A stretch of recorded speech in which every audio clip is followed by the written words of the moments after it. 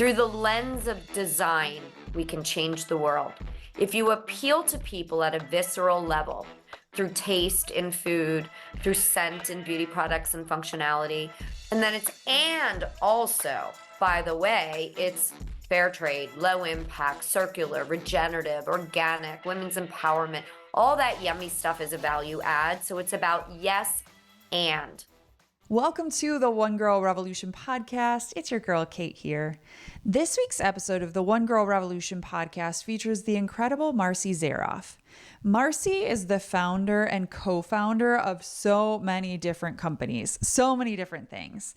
I run through the list and we cover so much of it in this episode and so much about her story in such a short period of time. You are not going to want to miss this episode. But to give you a little bit of background on Marci, she has a degree from UC Berkeley. She's the founder and CEO of MetaWear. She's the founder and CEO of ECOfashion Corp.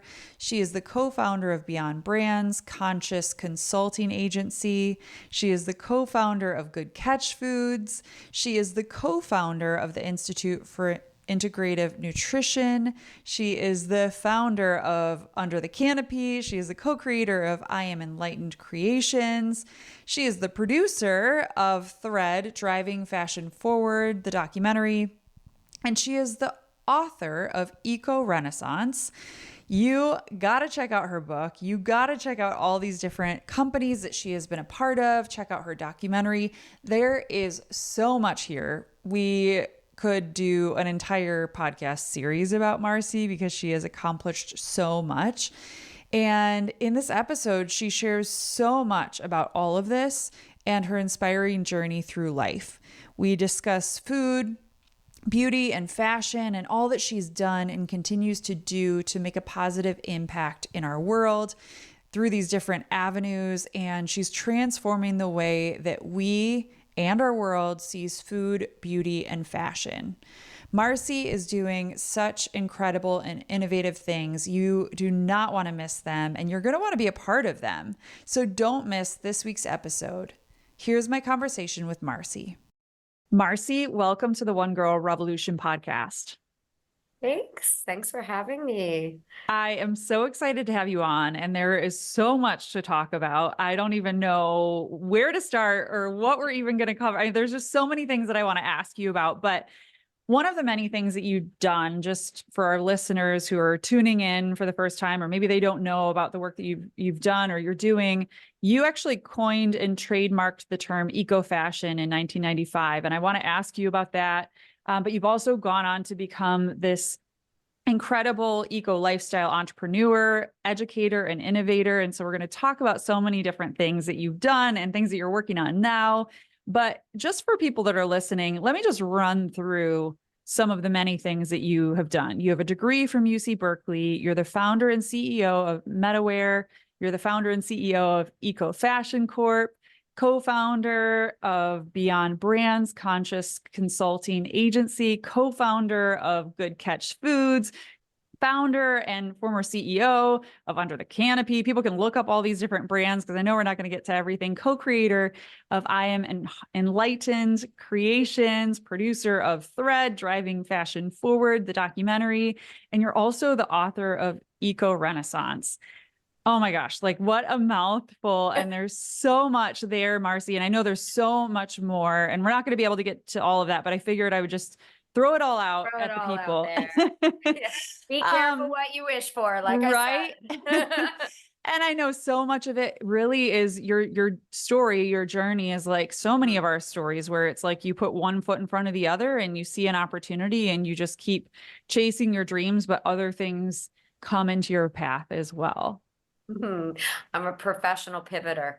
Yeah. Yeah. Well, you know, Lao Tzu quote, journey of 1,000 miles begins with one step. And that's how it always, goes, right? Like I always say to other aspiring entrepreneurs, put your seatbelt on, throw your arms up and, classic cliche, it's like being on a roller coaster, right? You're going to get turned upside down and twist and turn and flipped a few times, but it's a really fun ride if your perspective is from the lens of growth and evolving your career, right?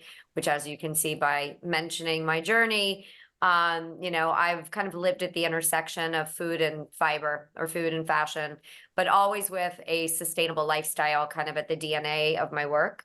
And they're really interconnected, those worlds, from agriculture all the way to popular culture. There's a lot of places that they coexist, and both in good ways as well as not such good ways, right?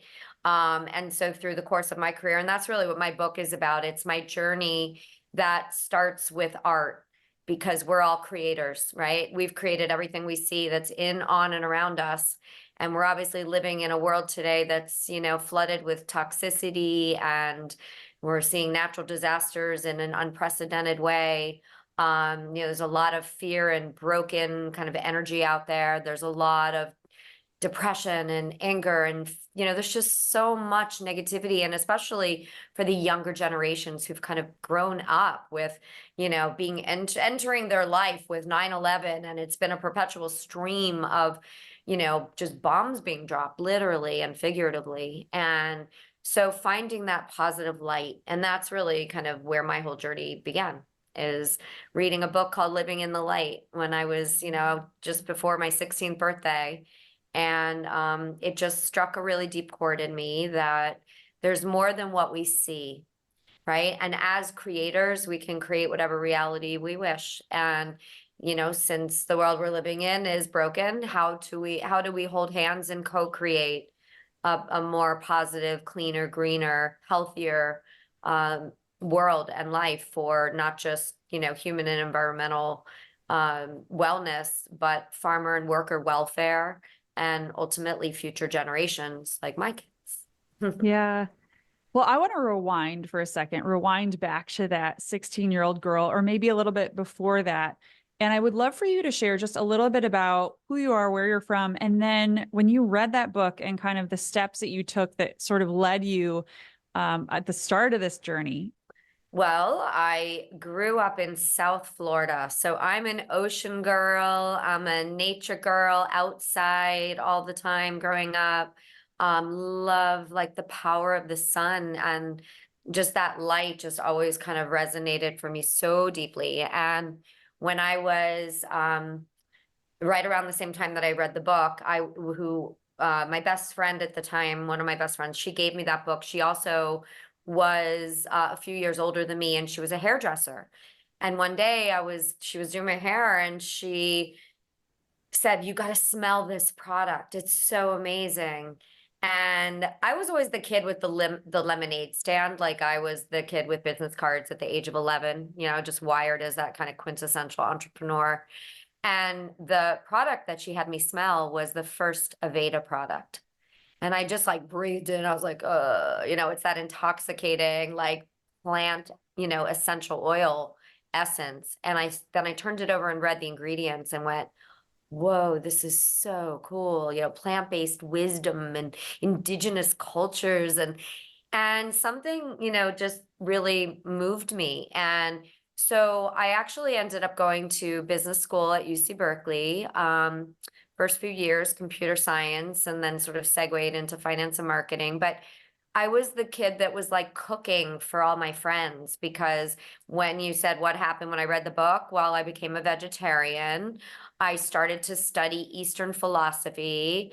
I started to understand energy, because again, going beyond what we see, got into some of those kind of metaphysical, esoteric concepts back in the day when, that was considered new agey, a little more woo-woo. Even organic food back then was like, you crazy people, and there was a day where everyone in the world, literally almost, who was in that organic work, and lifestyle, we all knew each other. That's how small it was, right? So in a way, I was at the ground floor of what I always believed at my core was not an if, but a when, that people would wake up, just like nature. We're a part of nature, right? We breathe out carbon, nature breathes it in, nature breathes out oxygen, we breathe it in. We have a symbiotic relationship with our environment, and we forget that. So when you plant the seeds of consciousness in people, whether it's through healthier eating, cleaner beauty, sustainable style, B Corp business, right? And that's where my book evolves to. So it goes from art to food to wellness to fashion to beauty to business. And going back to once I embraced this lifestyle, people started asking me what I was doing. Like, why does your skin look so good and your hair, and why you always have so much energy, and like, and I would always say, you are what you eat. It's not just a cliche, right? You are what you put in on around yourself energetically. So I started teaching people just off the cuff for fun while I was in business school. And it just was like my personal passion until it wasn't, until it became clear that this was a whole, that people could go to school to learn about art or technology or music or, science or business, wherever. But where do you go to learn about health? So I started a school in 1990 that is known today as the Institute for Integrative Nutrition, has certified almost 200,000 people worldwide in over 140 countries around the world as health coaches. So if you ever meet anyone that's a health coach, they're probably an IIN grad. And that really set me on the path. And there's been many chapters since, as we shared, which I can go into, dive deeper. Yeah. Well, and that's what I love so much about your story, Marci, because I was thinking back to my own journey and, around those like 80s, 90s. And just to go personal for a second, I had terrible eczema as a little kid. So my mom was trying to figure out like what was going on. And it was before the days of Whole Foods, before the days of, now there are just so many different solutions out there. I feel like, even people are getting more into clean beauty and clean products. But back then in the 80s and 90s, people were like, what? Like, what are you doing? And my mom was like, cutting detergent with any kind of additives in it and just using like basic soap, and like making her own detergents or, the things that she was putting in like my bath water.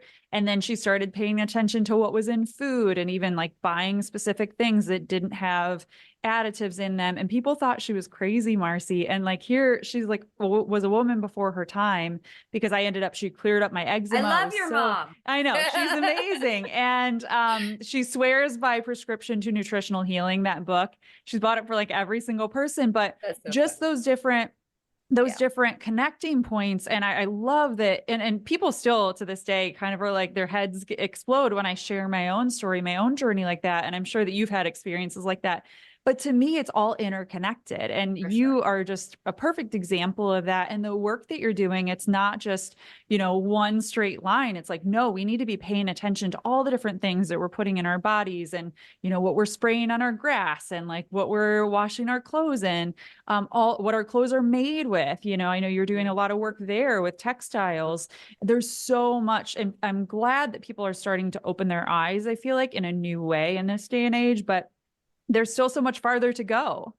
Yeah, no, for sure. I mean, Albert Einstein's quote, like, we can't solve today's problems with the same consciousness that created them, is so apropos for where we are today, because we are just drowning in what we've created. So, that sort of evolution of what else, what's next, what more is very intuitive. So, that gateway into this lifestyle is very often food. And what used to be, and as you described too, kind of a little bit more out there, today the biggest buyer of organic food in America is Costco, right? It's accessible now to people. It's not just about the whole paycheck mentality, which of course now Amazon's joined the party, and Target and Walmart and pretty much everybody. It's not even about staying ahead anymore. It's about not being left behind. If you're a retailer, if you're a brand, you have to be thinking about how to integrate more transparent and responsible, socially and environmentally strategies into your products, your services, your business. Otherwise, you're going to be out of the game, right? It's not a choice anymore. It's an imperative. And each generation that comes around, the younger generations with access to the internet, going back to what you said, can pull the curtain back and ask the questions, what's in my food and who made my clothes and where's it being made and, how's it being made? And they want the answers. And if you give the wrong answers or you give answers that are proven to be false, you can get completely, ripped apart by the social media mafia. So you definitely, have to do things right, which makes for both challenge and opportunity in this lifestyle, right? Yeah. So I want to ask you, I know I mentioned before that you coined and trademarked the term eco-fashion in 1995. I think that's so cool. What was your experience like? Did people think that you were crazy when you Oh, coined that no. phrase and started talking about eco-fashion, or was there a support system? How did that kind of come about, and what was your experience with that? Yeah, it was kind of this perfect storm in my life where I had one lane where I was an ambassador back starting in the early 90s for the Rodale Institute, which many people have heard of today because of their deep work in regenerative organic agriculture.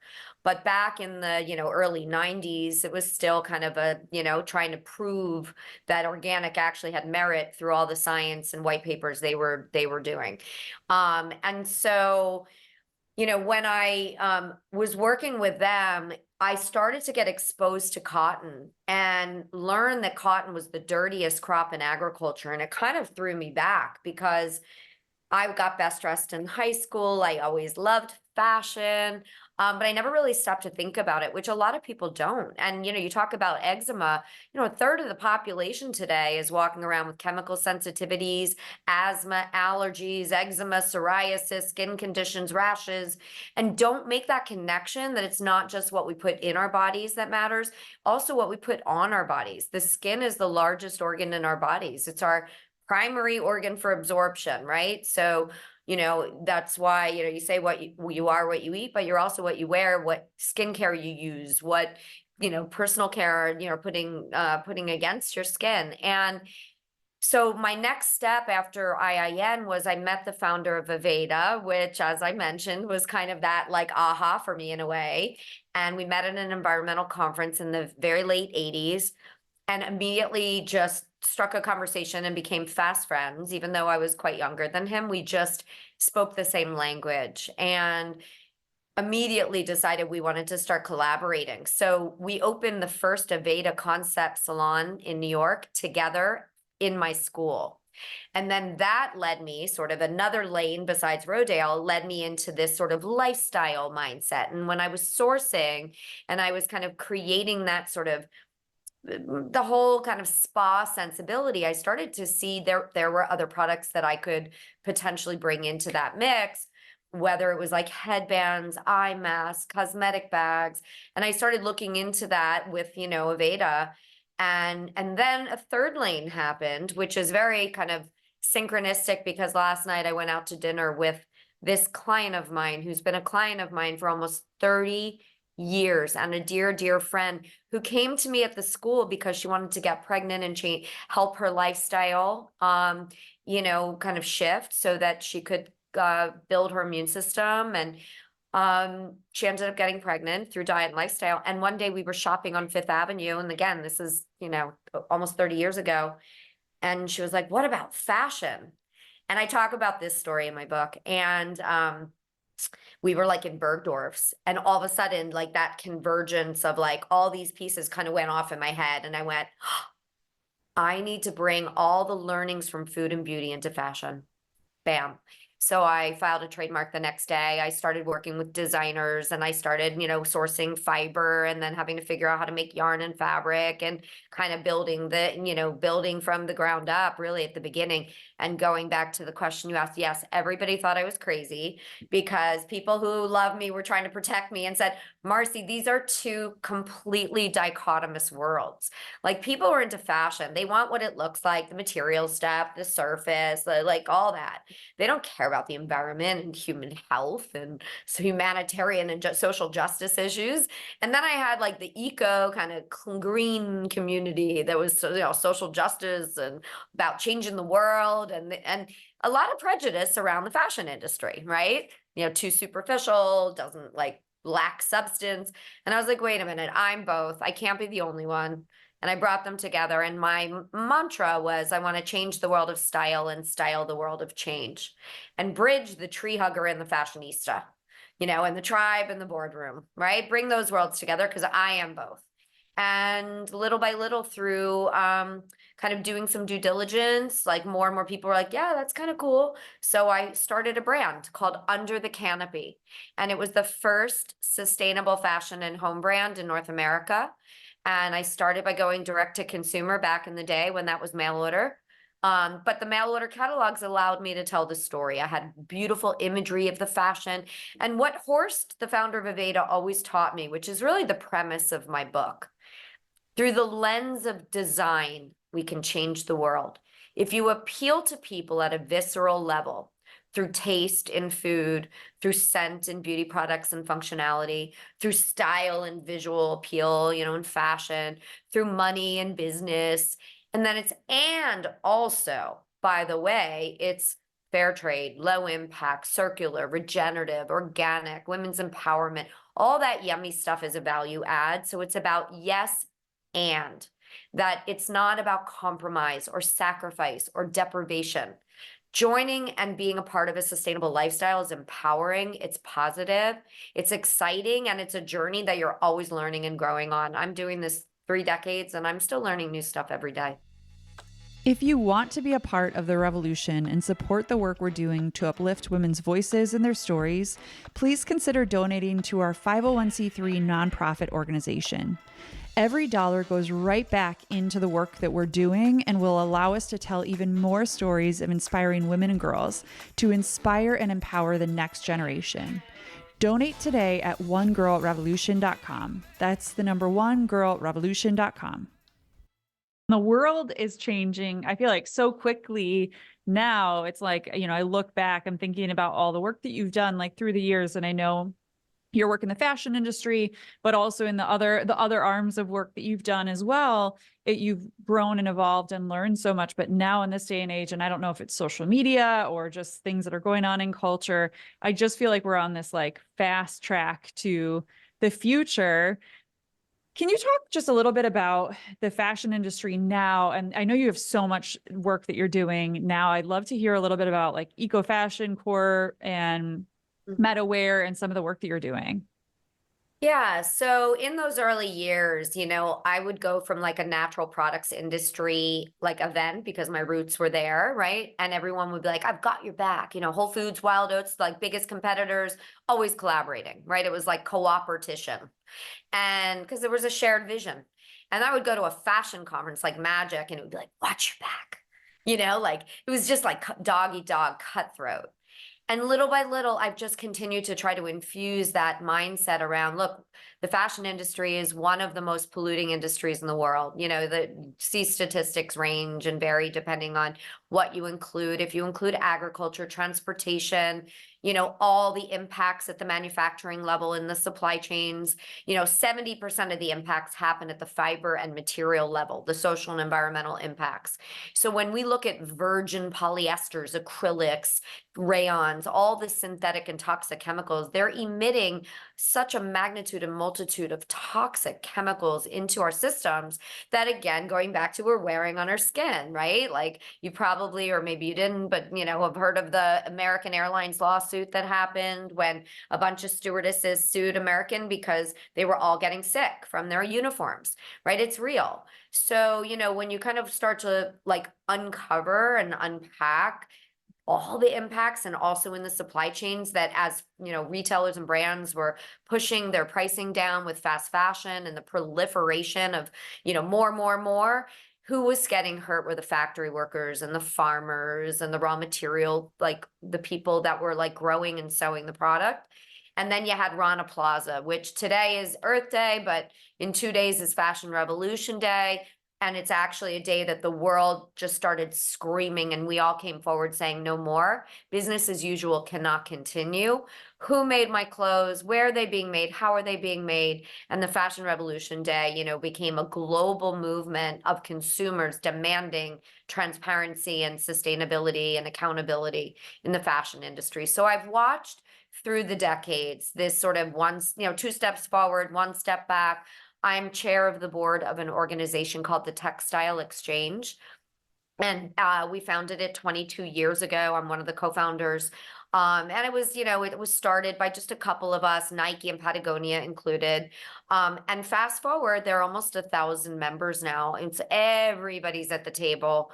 We just had our biggest conference ever. And what it really shows is, the train's leaving the station, and it's a 2.5, $3 trillion industry that, going back, we cannot continue the way that we were going. Cotton is a third of the world's textiles. You've got, more than 60% of the textiles out there are polyesters and burning fossil fuels, synthetic fibers. And so now it's really about how do we pull back, look at the fibers and materials that we're using, and just reboot this industry with a foundation of traceability, data, ESG, and all of that sort of carbon, water, energy, waste, chemical, and social justice footprints. How can we now leverage the power of fashion for positive change to transform the world in a better way, where it's not about doing less harm anymore, it's about doing more good because of the sheer buying power of our industry. Well, and I think women, we should give a shout out to women, especially because we're the One Girl Revolution podcast, more than ever are cluing into what's going on. Even now, I know so many women that are really paying attention to their hormones and what's going on with that, and how are these different products affecting those, and perfumes, like you said, all the chemicals in our clothes. It's crazy, and it's mainstream brands too that are putting chemicals into the clothing, and women are starting to pay attention to not only what's in their food, what they're feeding their bodies, what they're feeding their children, but also like how all these different elements are really affecting their health and well-being. Fertility, you mentioned, one of your clients earlier, like how that's being affected by all of these things as well. Yeah. I mean, and people haven't stopped to think about it, but there's also metaphorically, the soil that we depend on to grow our food crops, but also cotton. The soil is the skin of the earth. It's meant to sequester carbon out of the atmosphere and protect us, right? And when it becomes dirt because of all the chemicals that we've started using in industrial agriculture, and it's continued to get worse and worse and proliferate in a way that the farmers get stuck on what we call the pesticide treadmill. And they just end up spending so much money, especially in cotton, to afford these toxic chemicals that are destroying soil health, biodiversity, ecosystems, which is the immune system of the plant. The plant then is weak and the bugs continue to infest. And it's a cycle that has gotten so bad that the farmers are actually making a statement by drinking the pesticides and committing suicide because they just are in despair. So there's so many layers of challenge. And then you think about the chlorine bleach and the acetones, the formaldehydes, the heavy metals, the plastisols, the flame retardants, like the things that are going into our clothing and our bedding and our bath products, and people don't even realize it. So, at ECOfashion Corp, the reason I started this company, again, I think it's number 5, number 4, is this is my grand finale. That's what I say, at least.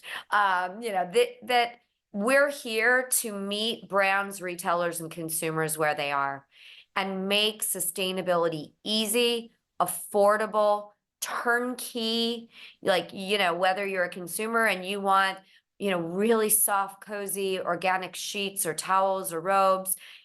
We created Farm to Home, which now is available, nationwide, actually even beyond the US, which is our organic, bed and bath and home brand. We have Yes And, which is, again, summing up that sort of life mission of mine, that lead with the yes, and the and is, everything else that you get, which is so much more. And so then it's not, why would you buy sustainable fashion? It's why wouldn't you? If you have style, quality, fit, color, comfort, price, everything you want, and a way to make a difference in the world, right? And feel good and know that what's against your skin and the statement you're making is one that, can speak to maybe not just value, but values. And then we have a MetaWear, which is our kind of intel inside of the sustainable fashion and home industry, where we do private label manufacturing from end to end, from farm to finished product, where we work with major brands and retailers. We currently have the Billie Eilish t-shirt program rolling out in May in Target nationwide, which is her t-shirts coming with her new album launch, all organic and recycled cotton. And then, we're working on collaborations today. We're launching a collaboration with a company called Daily Look, owned by Adore Me, which is Hilary Swank, our new partner of our business, our new creative director.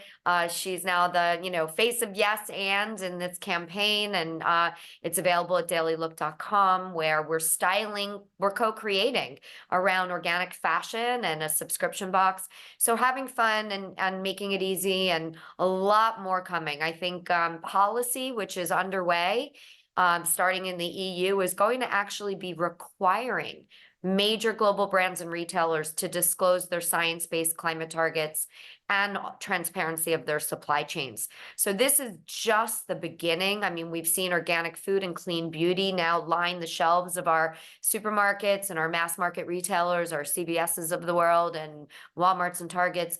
And now you're going to see the transformation of the fashion textile industry. It's underway.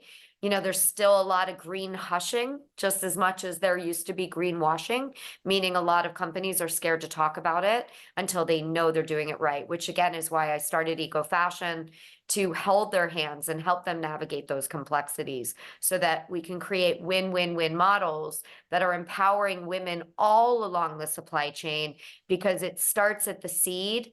And when women plant the seeds of cotton, they're nurturing life. That's what they're doing, right? So it's very, again, metaphoric. As a mother, today being Earth Day, Mother Earth, it's all connected. That's so beautiful. It's such a beautiful visual, but it's so true. And it's something that I think we all need to take more time to reflect on too, when we look out at the world, when we look out at our yards and our world. There's so much being created, and we have the power to create too. And I want to say too, I love that Billie Eilish and Hilary Swank and some of these celebrities are also using their platform. I love when I see celebrities using their platform to open up even more dialogue. And so I'm excited to see kind of how that continues to grow when Billie's shirts come out. And then, everything with Hilary Swank that you're working on, it's going to open up more dialogue and conversation about all of this too. Absolutely. And she's the real deal. Like, I wouldn't partner with anyone just to partner with them. When you talk about celebrities, I mean, I want to help and hold hands, but an outward facing partnership. I mean, Nigel Barker was my first kind of celebrity partner. He's just an amazing human, and he really, even though his background is the fashion industry and all the lights and cameras as a world leading photographer and judge on America's Next Top Model for 17 seasons, I think. But he's just, he's an ambassador for Girl Up, right? Like, he gets involved in Make-A-Wish. He gets involved in care. He joined EcoFashion as a partner because he wants to leverage his reach in the fashion industry to help transformation and change. So, I love these partners that are really, again, using their platforms. And in my book, I focus on 40 people that I call my Illuminartists, kind of my modern day Michelangelos that are using their platforms to drive change in the world across all the different sectors. And I also want to say too, we all can be that change. Like, I, obviously think it's great that celebrities are using their platform, but we all have a platform, right? We all have a voice. And so even engaging these conversations, or, people that are listening to this podcast, asking their friends, hey, do you know about EcoFashion? Oh, what I just saw that Hilary Swank became a partner, or, us using podcasts like this, or, just using our voice and following on social media and sharing things on social media too, that's going to help in the movement forward for sure.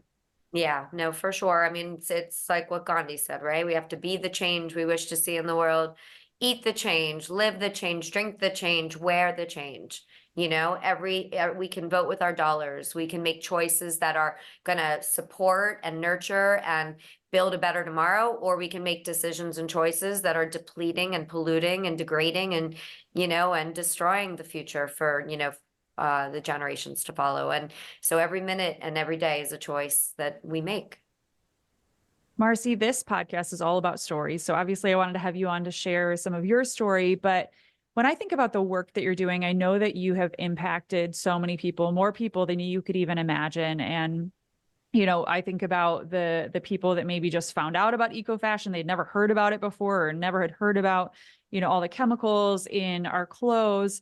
But is there a story or two that you might be able to share of someone that's been impacted by your work, or maybe even a story of someone that their eyes were opened by the work that you do and you were like, yes, this is exactly why I do what I do every single day? Wow. So, I mean, because I've sort of segued from, food to beauty to fashion, I mean, in each uh, chapter of my life, yeah, there are always countless individuals that in working with them validate that I'm on the right track, and when I go back to that first chapter, this particular woman I referenced is, a member of the royal family of Saudi Arabia, and is like a very kind of like intriguing, but like a little bit like, and it's just amazing because in having dinner with her last night was, and I've gotten her into fashion, and she was like my first literally my first customer with eco fashion. And I've watched just like how that dynamic has kind of grounded our relationship in a place that is all about being human. And it doesn't matter where we are in the world, what language we speak, what political affiliation or religion or anything, or, when you start to find common ground with other humans, which is, I think, the gift the pandemic gave us, was we couldn't go outside, but we could go inside, right? We had to reset our priorities and ask ourselves what really mattered. And I think a lot of people came to the conclusion it's health and family and community, right? It's love. It's recognizing that we're all in this together, right? We were all at home all over the world like crazy. Who would have thought? But I think that, when I think about like the ripple effect of IIN, and all the lives have been touched, not just the graduates, but all the people whose lives they've changed, in fashion, from the time I started Under the Canopy, I would have people, when you said you had, eczema, like I had people literally say to me, oh my gosh, I changed the kinds of products I was buying and wearing, and it really it changed my skin. There were people who couldn't even wear anything but more non-toxic, organic oriented textiles, right? I saw it firsthand. And I what I love the most, I think, today is the inspiration that for the younger generations, because they're our future. And, when I see climate events, picking up steam, and I see the state of the world we're living in and all the darkness, and we're living in this kind of modern day Star Wars, right? Where the light and the dark are kind of at odds and they're fighting. And we need to infuse light and positivity. And so there's so many layers to the work that I do because, we are all just made of energy, right? That's a fact. It's physics. So, and everything we around us is energy. So how do we create a more positive energy where we all can thrive? And so when you ask who have I seen affected, I've seen farmers. My happy place is being in the farms with like the farmers, especially the women farmers, watching women in my supply chains, in my factories get elevated to leadership, and pushing for that throughout the course of my career. And then take it to the other side. I mean, I'm a mother of 2, but 5, because I have 3 stepkids, right? And as Native Americans said, right, we don't inherit this land from our ancestors.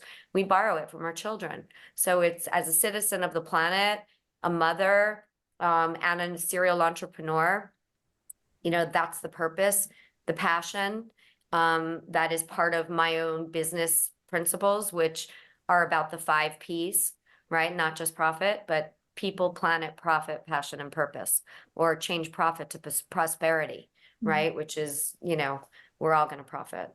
It's so powerful that you said that quote, because I've actually seen that. I mean, it's Earth Day, but I've seen that quote pop up a couple of times on social media today. And it just sort of stops you in your tracks because you're like, yeah, I'm borrowing it from the next generation. Watch In Tandem on One Girl Revolution's website or on our YouTube page. In Tandem is the inspiring story of Caitlin Cullen and her restaurant in Milwaukee, The Tandem. The Tandem does more than just serve food. The Tandem is a family, a community of support for everyone. The tandem hires people that often no one else will hire, gives them an opportunity, trains them, and helps them find their way in this world. The tandem is a support system for everyone who walks through their doors. But when COVID hit in March 2020, the tandem story became even more inspiring. The tandem closed their doors to customers and began solely feeding people in need during a time when so many people were struggling. Caitlin and the tandem community fed over 115,000 people during the first year of the pandemic. Absolutely incredible. Watch and share in tandem today on our website at onegirlrevolution.com. Marci, if you could get to the very root of why you do what you do, why you care so deeply, and I know you shared a little bit about that, why you care, when it comes to health and beauty and fashion. But if you could get to the very root of why you do what you do, the driving force behind your everyday. I know some days are hard. I know there are some days that you can celebrate and Hillary Swank becomes that news becomes public. That's obviously an exciting day, but there are also really difficult days where you're like, why am I doing what I'm doing? What is the driving force? What's the root of why you do what you do? I mean, I am a very big believer that if you're not a part of the solution, you're a part of the problem, right? When we hear the word good, it has so many layers. And I think historically, and even to this day, I think too many people have two sets of values. They have their personal values and then they have their professional values. And when those values are disconnected and misaligned, it sort of sets us up to feel like we're never fully grounded. And I think for me, I was very lucky that I had this calling at a very young age where I sort of got that. It was like this aha moment for me where I went, wait, those two things are integrated, right? Who we are, what we see, and then you it's like climbing that ladder of consciousness, and the higher you climb, the more your perspective shifts. You see things from a different lens. And so I've always, I think my whole life, been on this trajectory of, this is my life purpose. And I also believe that as a role model for my children, that it's not about teaching through preaching. It's about teaching through example. You have to walk your talk if you really want to make a difference in the world. And a lot of people, they have good intent and they want to be a part of something, but aren't willing to take action. And that's okay, because it's not for everybody to do that. So I've always thought about my life work as, how can I hold other people's hands? And I always say 1 + 1 = 11, because we're exponentially stronger together than apart. Right? So how can we bring our respective strengths, what we do, interests, where we live, all of it together in a way that we can unlock, that shift, that paradigm shift to scale sustainability so that the norm becomes the alternative and the alternative becomes the norm. And that's always been my mantra. Well, you're doing it, Marci. You are doing it through all the incredible work that you do. And I can't wait to see where you go from here. But in your dream of dream worlds, where do you hope that you and all of these incredible brands go from here? And what impact do you hope that they can make on the world? Yeah. So, I mean, across all sectors, there's change underway, right? So in the fashion and textile sector, in our textile exchange, we're committing to reducing our carbon footprint by 45% by 2030 by all holding hands and collaborating to drive that change. But at a bigger level, I would say, that we completely get rid of and make, virgin textiles obsolete, so that we're really looking through the lens of regeneration. And it's not even about sustainability anymore. We can't sustain the things we've destroyed. We have to rebuild. So we have to regenerate. We have to be resilient and build systems that are resilient to what's to come. We have to look through the lens of circularity, right? Which is about, what already exists. We have to figure out how to, recycle, repurpose, reuse, rent, repair, renew, rather than making so much new stuff. And so that closed loop system or that cradle to cradle mindset is super important because, we've been living in this, what we perceive to be a linear world, just throwing stuff in landfills and that waste is just insane now. Look at the plastic in the oceans. I mean, we have to start recognizing that we're destroying our own home and wake up to changing the way we're doing things across all sectors. So technology, I would just, say is probably one of our greatest assets, starting at the internet where people could, start asking questions and have access to information. You have ChatGPT now, for better or worse, AI, oh my gosh, and all the other technologies that are reducing impacts. And I'm a big believer in not just education and inspiration, but innovation and collaboration. And I think we all have to hold hands now to, co-create, as I say at the tagline of my book, a stylish, sexy, and sustainable world, or, a cleaner, greener tomorrow.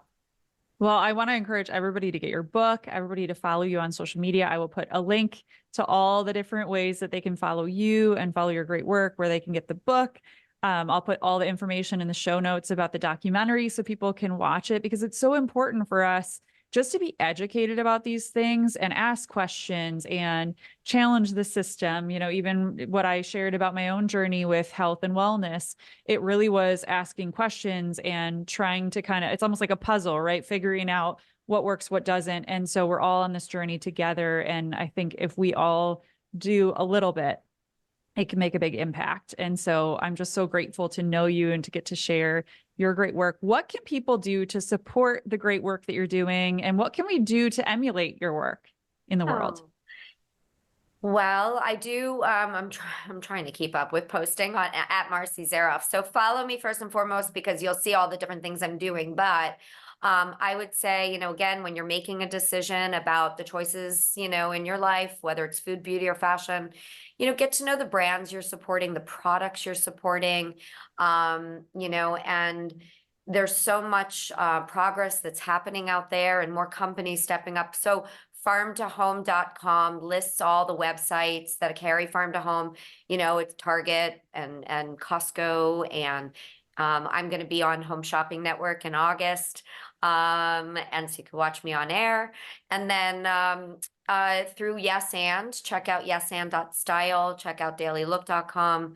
And you can, again, follow a lot of that work. Support, the Billie Eilish program at Target, knowing that it is a lot of love went into that program. And then just across the board, just think about, the choices, not just how they're affecting you and your family, but the world at large and the tomorrow for our children.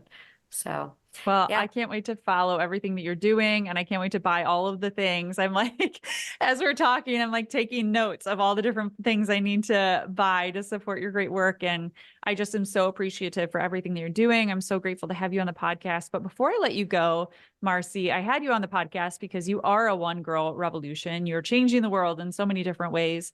But I'd love to know, who is a one girl revolution to you? Who's a woman or girl that inspires you? There's probably a few answers, but I would say Rachel Carson obviously had a very big influence in my life as a just such an advocate of nature and the environment, and that really influenced me at a young age, reading her book, and then to fast forward to today, as a mom, I wake up every day and how can I be the best mom possible? And I think the greatest gift you can give to your children is the gift of awareness, the gift of understanding, their own, to how their own choices can affect their own state of health and well-being. Going back to that is our greatest, and most important part of who we are, is because if you don't have your health, you don't have anything, right? Like it's unfortunate lesson that we learned, but one that hopefully we can all take and be blessed with that awareness now. And all of this is an investment in ourselves too. I want to say that it's so people a lot of times are like, oh, I don't know, like I don't have the money to do this, or, and I know that you're doing so much to make it accessible, make all of your products accessible to people. But really we need to see our health and our wellness and all the different things. Fashion really is an investment in ourselves and in our well-being. It's so important. Absolutely.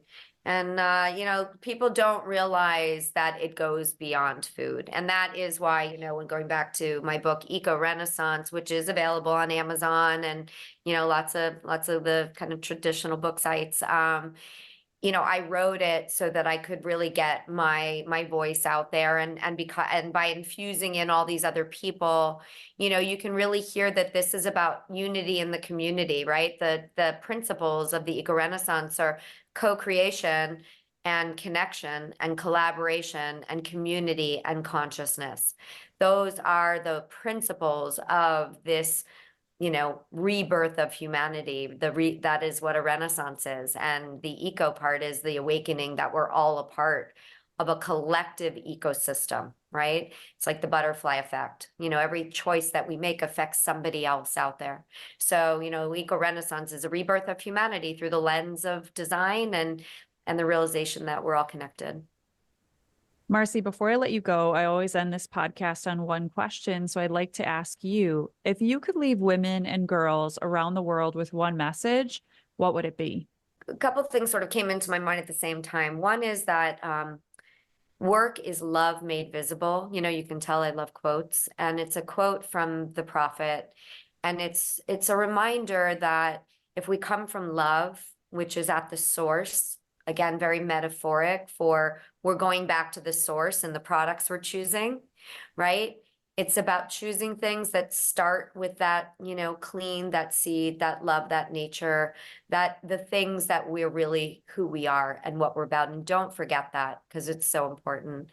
And the other one is, don't get stuck in the muck. And as a woman who was in the world of being an entrepreneur and a CEO, 30 years ago, where it wasn't as normal. I didn't have a lot of women role models in business, right? And so I think, for me, I love mentoring young girls and just saying, like, there's nothing you can't accomplish. It's a state of mind. And if you set your mind to something, never get stuck, because if it doesn't go exactly as you thought, that's actually the way it's supposed to be, right? Like, that's the law of the universe, right? You have to just learn how to flow. And the way you're going to flow is by surrendering and just tapping back into that state of love, right? And remembering that you can get wherever you want to go. And I'm on a board of an organization called Flow Health. And it's a media platform that shares a lot of that when you talk about hormone health and women's health. And, I think we're all rising together, and it's exciting because it's about time, right? We do make so many of the decisions for our families, our households, and the world at large. So we have to be there to support each other. Marci, well, you are such a beacon of light, and I'm so grateful to know you. I can't wait to continue to follow everything that you're doing. We will, of course, be promoting outside of this podcast. We can't wait to have this podcast out there, but we'll continue to follow everything that you guys are doing and support it and promote it, because it's so important for each and every one of us to elevate the conversation. But Marci, thank you so much for being on the One Girl Revolution podcast, and thank you for all the incredible work that you do. Thanks for having me, Kate. Please follow us on Facebook, Twitter, and Instagram at One Girl Revo. That's the number one girl REVO. And you can find more information on One Girl Revolution at onegirlrevolution.com. That's the number one girlrevolution.com.